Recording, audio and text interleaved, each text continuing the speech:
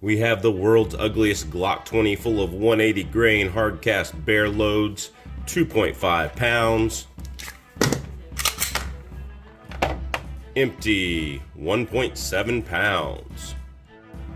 2.9 pounds for a Glock Model 40 with a 6.5-inch KKM barrel and Trijicon sights, and it has 220 grain Buffalo Bore hard casts in it.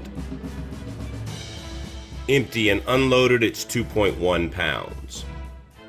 My wife's 1.4 pound Glock 43X loaded with 124 grain HST. And let's unload it here. What do we got? 1.1 pounds. Glock Model 30 with various jacketed hollow points in it. From my testing, big difference,